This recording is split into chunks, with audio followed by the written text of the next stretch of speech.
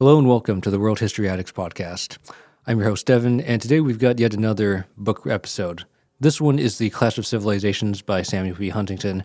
This book came out back in the 1990s and has become very controversial due to the fact that it predicts major conflicts, not because of ideology or nationalism, but due to fundamental cultural, religious, and even ethnic or racial differences between different civilizations. I will examine the arguments and evaluate if this book and Huntington's thesis is genuine or just warmongering and alarmism. Let's begin.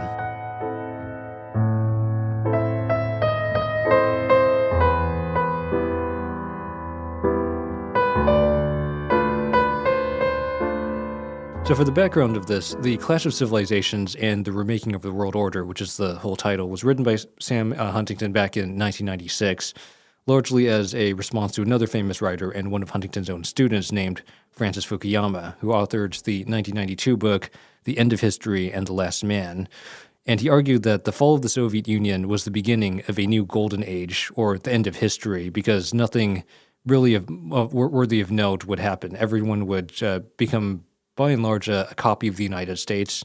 The liberal system would become the global standard, and no conflicts would ever happen from then on. But that's not what happened, and if anything, the exact opposite has happened, especially in the wake of the War on Terror, and the increasing collaboration between rising powers that are hostile to the United States and its allies in both Europe and the Far East.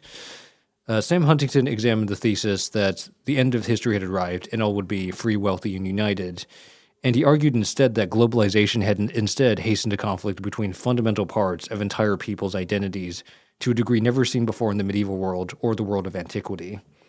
The main conflict that Huntington spoke of was between the Western world and the Islamic world, though he also cautioned that the Japanese world, the Chinese world, Russia, and even India could also be potential threats to the West.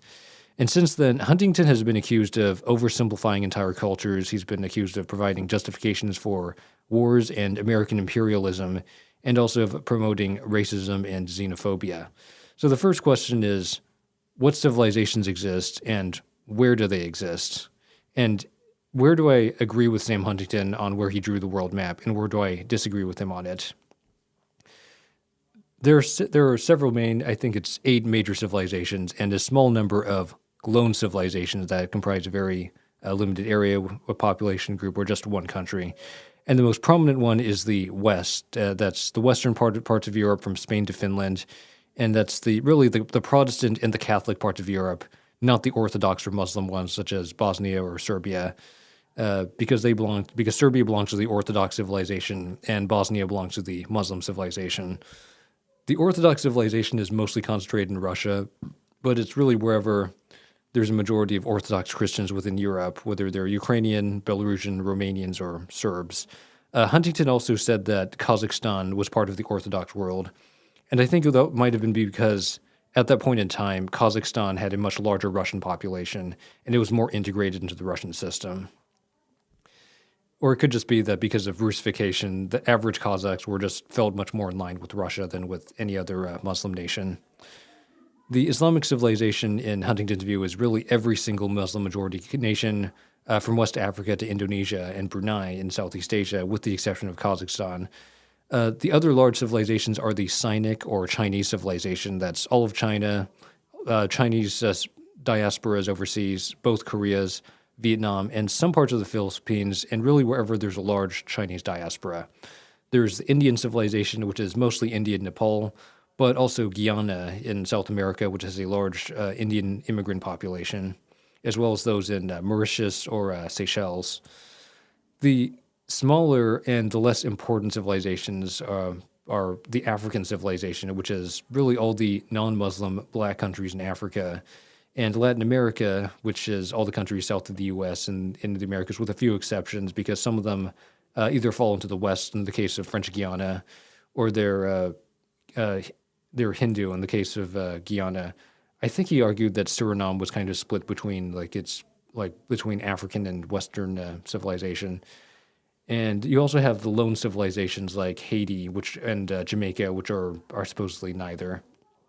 He also said that several Buddhist nations in Asia, that being Mongolia, which is not an independent country, but it's just he thought it was a large enough geographic region and cultural region that it counted. Thailand and Cambodia, and I think also Laos would also be part of that as well, because they're in Southeast Asia, but they're neither Muslim, so not like Indonesia or Malaysia, but also not scenic like Vietnam or Singapore. And then you got Ethiopia, which is also supposed to be its own thing. It's different enough. It's actually an Orthodox Christian country in the eastern part of Africa, which is pretty unique. And there's also Israel, which he viewed as being very similar to the West, but because it's not a Christian state, it's a Jewish state, it's different enough that it could be counted as its own civilization. And he also thought that Japan was its own civilization because it's distinct enough from the rest of China and the rest of the Buddhist world that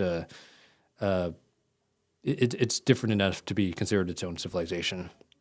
So I largely agree with what Huntington says, but I find some areas to be a bit oversimplified or just poorly thought out. So the West, I think, makes sense that it's the Catholic and Protestant nations of Western Europe. They went through they were built together during the Middle Ages. They were all part of the larger Catholic system. They went through the Renaissance together. They went through the Age of Exploration together from the 1500s to 1700s. They went through the Enlightenment together and the Industrial Revolution together. I would say, though, that some parts of Latin America, even though they are part of this larger Latin American Iberian system, are actually really parts of the West. Uruguay and Argentina are very European. They don't have a very high degree of Native American or African influences the way that, say, Colombia, Mexico, or especially Brazil has. Those three, I think, are much more American and not entirely Western. They're a very kind of mixed bag with lots of different influences that aren't from Europe and aren't really Western. And I think it's been argued that the USA might also fall into that category, but I don't think it's quite comparable to that. Only about, especially when the book was written, because America was a much wider country in the mid 1990s than it is today.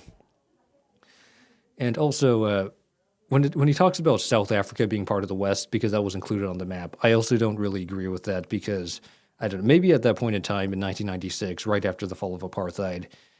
Things were also more optimistic in South Africa, but since then, I think very few actual South Africans among the black majority would agree that they're part of the West. I don't think that's how they would identify themselves.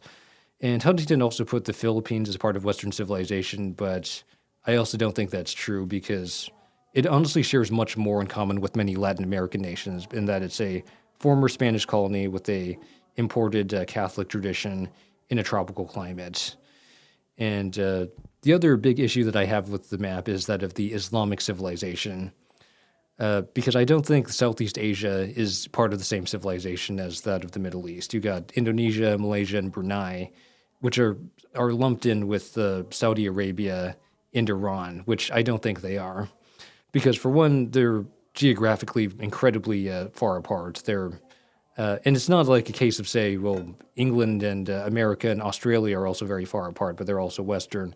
That's true, but keep in mind that the geography of the United States, as well as that of Australia, and the way that they were able to transplant the same English system, I think is similar enough that they could all be grouped together. In the case of, say, Jakarta and Abu Dhabi, it's not really the same deal at all. And there's also the case of Singapore, which I think is really more comparable to Chinese civilization, even though there is a large Muslim Malay population.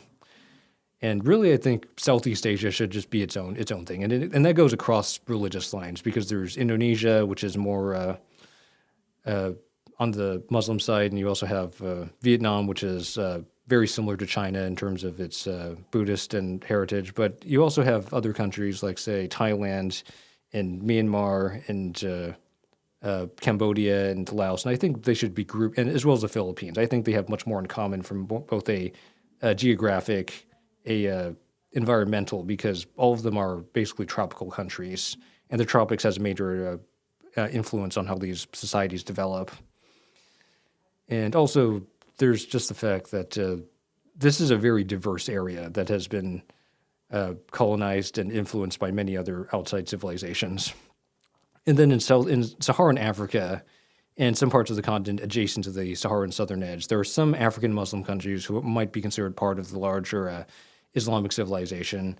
But in terms of the Sahel, I think that's probably not the case because they're very different. They're culturally distinct enough and also genetically distinct enough, I think, from the rest of the African and the North African world that I think they could be considered something else. Somalia, I think, is actually more integrated with the rest of the Middle East system. It's not that far away. It's only a small sea, the Red Sea, away from Saudi Arabia.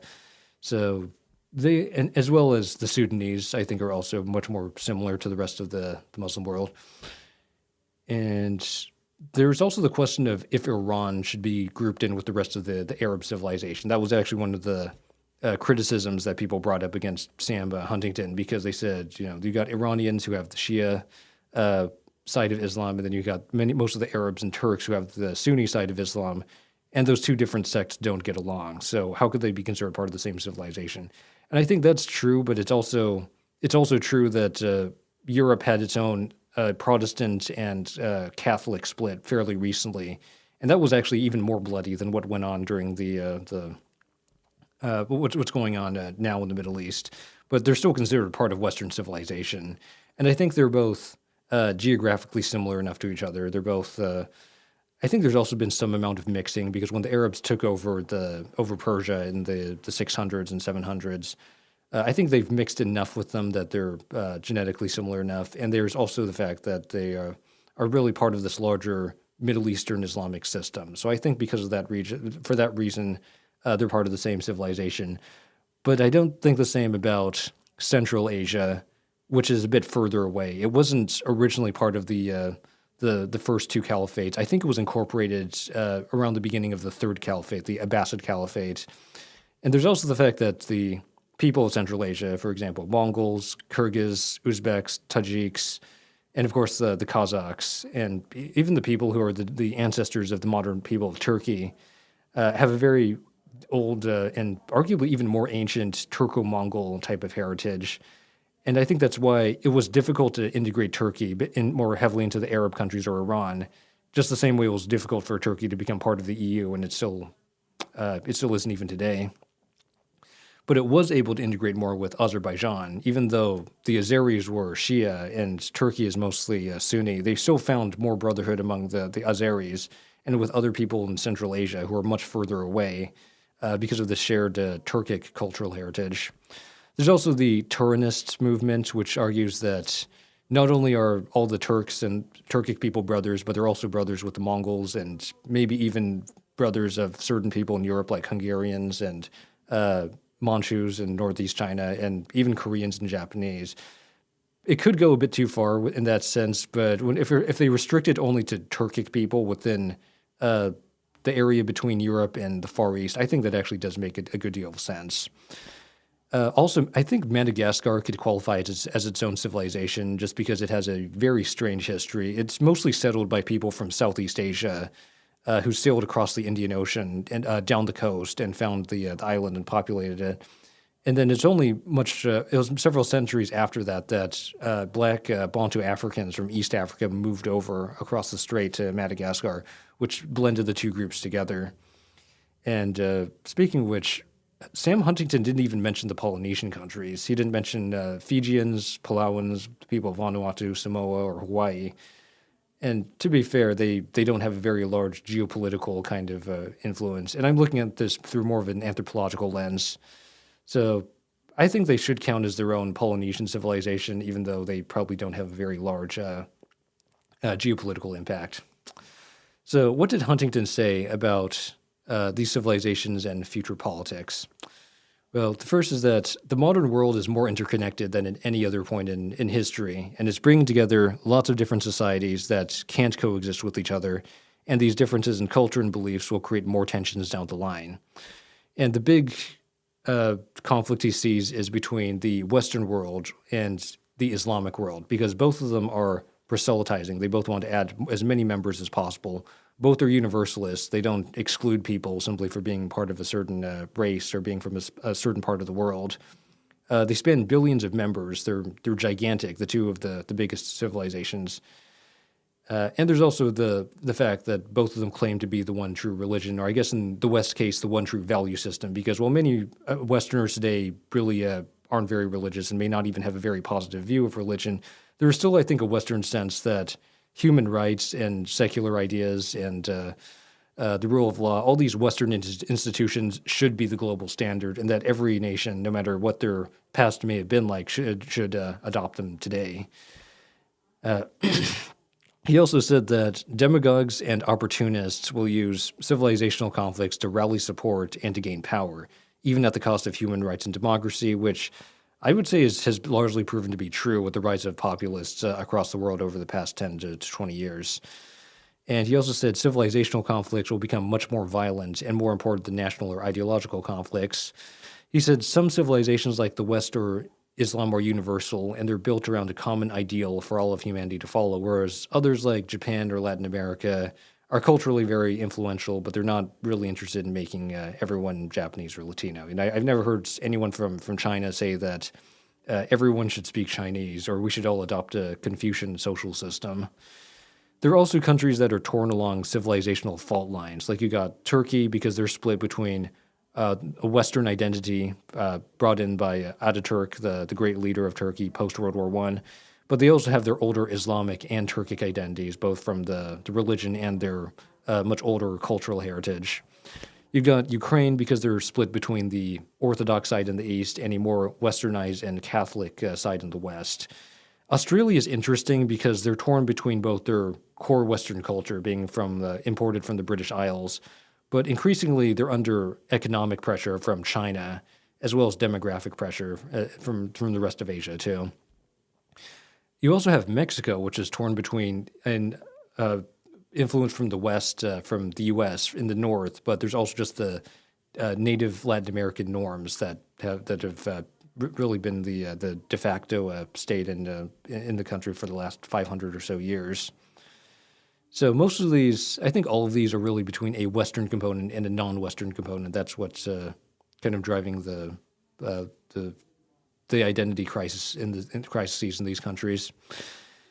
And I think this is largely true. And I think this is largely true with the exception of ideology and nationalism being completely marginalized, because people have national heritage along with their civilizational heritage, and usually that can, I think in most cases, that actually takes precedence. And there's also the fact that civilizations don't necessarily have leaders. You know, some of them do in the case of, say, Japan or Madagascar, because there's a single leader of those countries. In China's case, they don't rule over every single country that can be considered part of Chinese civilization, but they do control the country where about 99% of them live. So I think that might still count. In America's case, being the leader of the West, most Westerners aren't Americans, but America is also the most powerful country. And usually wherever America goes, the rest of the West follows. The problem, though, is this doesn't apply to all of them because, well, for example, who's the leader of African civilization? Or who's the political leader of the Latin American civilization? Or the leader of the Islamic world even? There really isn't one, because you got people who are the leaders of nations, and you got possibly the people who are controlling international organizations like, say, OPEC or Mercosur in the case of South America, or in the case of certain religious sects in the Islamic world. They speak for a specific branch of Islam. But other than that, they don't control the entire civilization.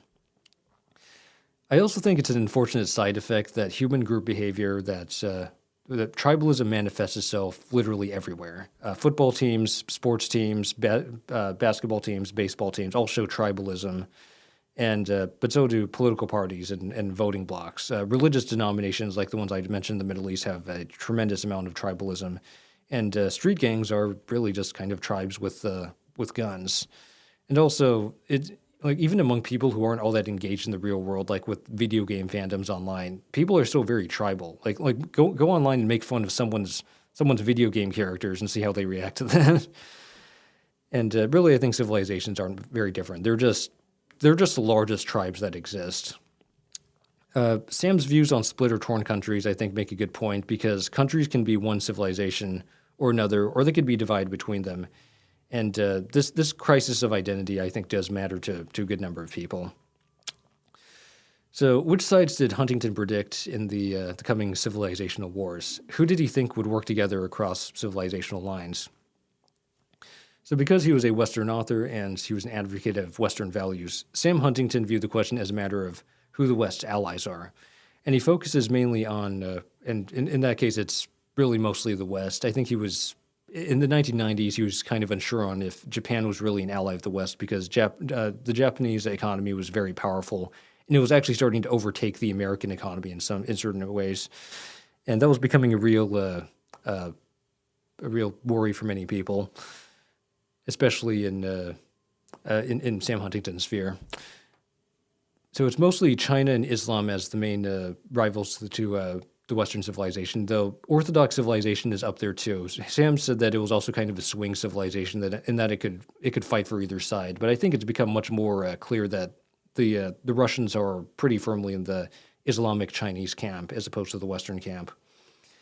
And speaking of the Chinese Islamic camp, Huntington theorized that there was going to be a Sino-Islamic axis, which is a broad coalition between the People's Republic of China, not Taiwan, and a number of anti-Western Islamic nations, and they would cooperate in terms of economic deals, diplomatic advocacy for each other, information sharing, military defense, and also research trading.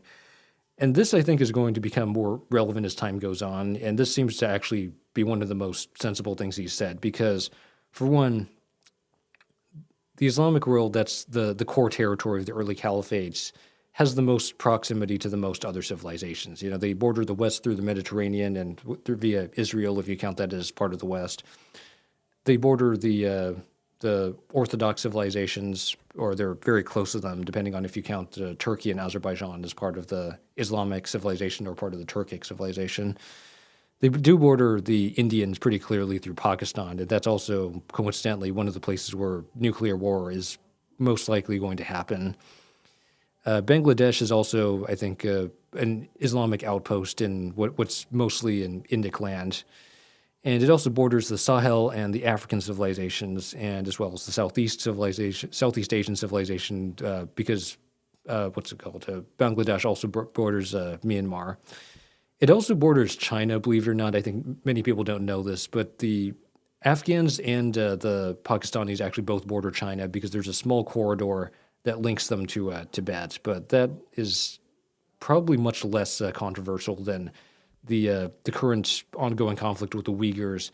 But that, too, I think, is probably not as much of a deal breaker with the Sino-Islamic alliance as some people may think, because the Uyghurs are still are much more similar to other Turks and other Turkic people, not as so much with the rest of the larger Islamic world. So in that case, I don't think Islam and China have as many things to fight over, so they may just simply de facto side with each other because they don't have any major conflicts that prevent that. They're both very revisionist, and they also have a third friend along for the ride in this way, the Orthodox Russians, who also view the West as actively trying to erase them in the global competition. And they also stained their honor because they defeated the Russians in both the 19th and the 20th centuries. And I think Iran is often considered the most dangerous anti-Western nation, and it's a threat to peace, to the world peace. And not surprisingly, it's allied with both China and Russia. Not a coincidence there. This one is interesting, the third point, because both of them have things that the other side needs, because China is a massive industrial power with a gigantic economy that actually overtook America's back in 2015. It's also a powerful state with nuclear weapons, but it also has an aging population, and it's pretty far away from the population centers of the West. But the difference here is with the Islamic world is that they're young, growing very quickly demographically, and they're much closer to the Western world. But they don't have the same firepower. They don't have the same industrial base. They do have a small nuclear arsenal through Pakistan, but it's not, economically speaking, as powerful as China. And combining the two would balance each other's weaknesses out pretty well, I have to say. So, and also, both sides have a second mutual enemy that's not the West in India, because both Pakistan and India hate each other, and they both have nuclear weapons. And in the war between the two, China chose Pakistan as their partner. And even today, there are deadly border clashes. Not too long ago, there was this fight in the mountains in northern India and southwestern China, where because they don't want it to escalate too far, they're not allowed to use guns. So instead, you got Indian and Chinese soldiers attacking each other with like gigantic spiked baseball bats and like beating each other to death. And I think in the latest border clash, like dozens of people were killed. So this is still a major issue going on. Another point here is that India is a pretty big supporter of the state of Israel, which is widely, I think, almost universally hated throughout the Islamic world.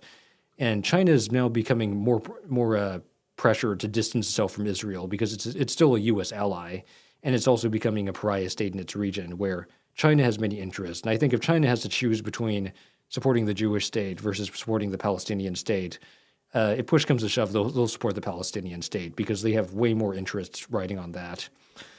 And there's also the Silk Road, which linked China to the rest of Eurasia.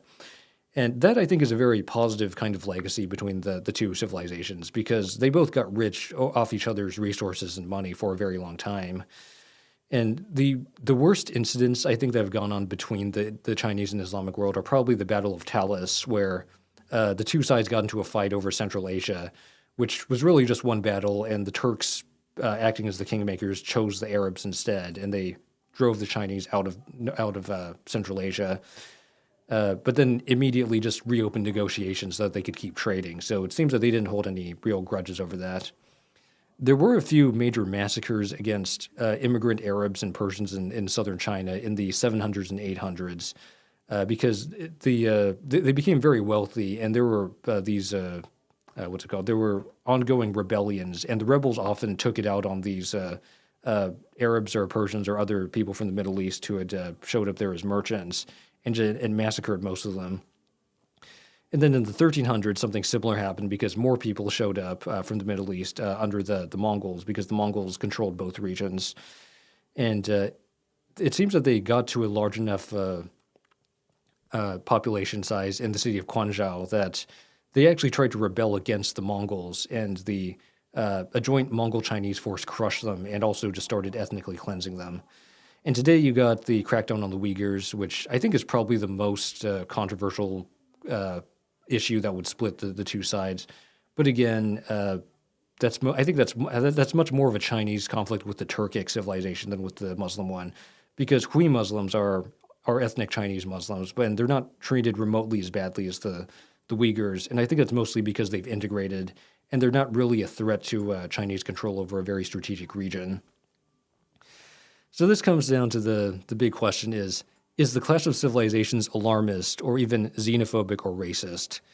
And despite as many critics who have tried to attack the intentions of the author, I don't think it has to be, and it might even be an alternative to racial thinking, because Sam Huntington viewed Russia as being civilizationally different from the West, even though both sides are white, and he thought that Japan was different from China, even though both sides are Asian. He also thought that Ethiopia, Haiti, and Jamaica are distinct from the rest of African civilization, even though they're all black. So he very clearly values culture and religion above just where someone's ancestors were from. I think one of his quotes from the book was that people can be half one thing and half another. Like you can be like half black and half white. You can be half Hispanic and half white, but you can't really be half Muslim and half Christian. There are some of these identities that are just much harder to compromise on, and that I think is unfortunately very true. Huntington and keep in mind, I think he's just describing what he saw. He didn't say it was a good thing or that it should be desirable that people should hate each other over where their of what values their ancestors decided to promote. And he also offered a way to mitigate these hate-fueled conflicts by preempting these potential demagogues who might try to exploit that and try to take over democracies. Also, in the time that he wrote this book, the Yugoslav wars were ongoing, and there actually was quite a bit of civilizational ethnic cleansing going on. So it looked like the Clash of Civilizations was already happening at that point in time. An interesting point also is that I brought up earlier was that in the 1990s, Sam Huntington thought that the Japanese, the Indians, and the Russians could go either way. He didn't know if they would side with the West or with the Chinese Islamic bloc. But since then, I think it's become pretty clear that India is either going to become neutral or they're just going to side with the West against China and the Islamic world. Japan is pretty clearly a Western ally at this point, and they would definitely side against China, Russia, and the Islamic world. And Russia, well, they're pals with both Iran and China, so it's pretty clear as to whose side they're on. And it might be alarmist in that these gigantic civilizational wars seem inevitable and unstoppable. And it is possible that it will go that way, but I think the argument could be just as easily be made that they're only inevitable if you want them to be, and coexistence is still always possible. It may not be easy, but it's always something that people can choose. In conclusion to all this, in this episode, I've looked at this from a very anthropological lens instead of a political one, and I think Huntington's civilization should be viewed in this way too, because the current world order is largely made up of national entities who take actions, not civilizational blocks that comprise dozens or even hundreds of countries. People of different civilizations can cooperate with each other for economic or political reasons. It's just they usually need a third or fourth party who's a threat to both of them that can drive them to do that. The borders between civilizations can be pretty stark, as is the case with, say, Israel and Palestine, or Singapore and Malaysia, or even Mexico and the United States. But sometimes they're more nebulous and they're more subjective.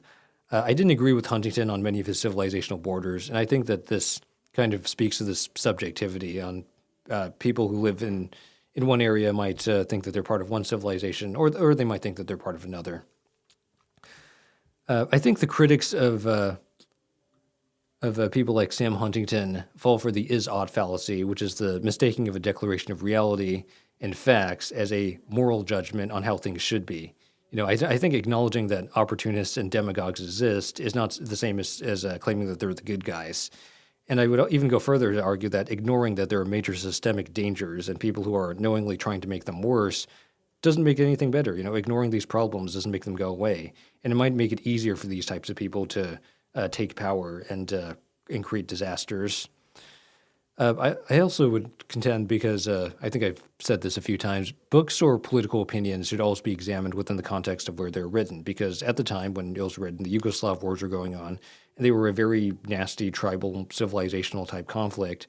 And even if we assume that it was an anomaly at the time, well, people didn't know that in 1996, and they thought that this could just be a trend that would keep continuing on and on for decades afterwards. Civilization, but I will say, going back to how this is more of an anthropology type video, civilizations are always going to be subjective. They're not discrete categories like odd numbers or even numbers or noble gases or solids or liquids in physics. They're always going to be open to interpretation of who people believe they are and what they instinctively feel is right or not. And I think probably the biggest way that the clash of civilization is applicable today is in areas that already have extreme forms of pre-existing ethnic strife. And it just so happens that different sides have different religions or different cultural traits that can be used to amplify the conflicts and drag in support from outside, as opposed to areas that aren't. Not many people seem to bring this up, but the Israeli-Palestinian conflict actually wasn't very religious when it began back in the early 1900s. It was much more of a secular nationalist-styled conflict, because the Zionists at the time were mostly atheist or secular Ashkenazi Jews from Europe, and the local Arabs at this point really weren't all that big on Islamic fundamentalism. But over time, it morphed into this gigantic world-spanning religious conflict, because evangelical Christians, mostly in America, started throwing their support behind Israel as the chosen people, while Palestinians started championing themselves as like the vanguard of Islam, and they started guilting other Islamic powers into supporting them. So it didn't start out as a religious conflict, but it became one because the people involved wanted it to become one. And by comparison, there are conflicts in Africa that are basically entirely ethnic or even tribal in nature, where both sides have the same religion and they speak a similar language. And in that case, it wouldn't matter all that much, because even though they're very violent, they're still part of the same civilization. Being part of greater African civilization wouldn't stop them from trying to exterminate each other. And I think even though Sam believes that some of these conflicts may be inevitable, it also, I think, goes to show that his view on the Sino-Islamic axis is that even if there are some hard-coded fundamental differences between these different civilizations, they can always choose to look past those differences and instead focus on what they have in common with shared interests and goals, particularly if there's a third party who's also a threat to both of them. So overall, I think this is a pretty good rebuttal to the ideas of The End of History and The Last Man by Francis Fukuyama, Because even if Huntington overstates how much people will fight solely for religion or culture, it does go to show that people care about things other than money, and that liberal values are far from universal. Finding a truly universal system that the whole world wants to live in isn't just hard, it's near impossible. Thank you for listening to the World History Addicts podcast. You can follow us online and on Instagram at the World History Addicts podcast for more episodes and new releases. We hope to have you here again, and have a great day.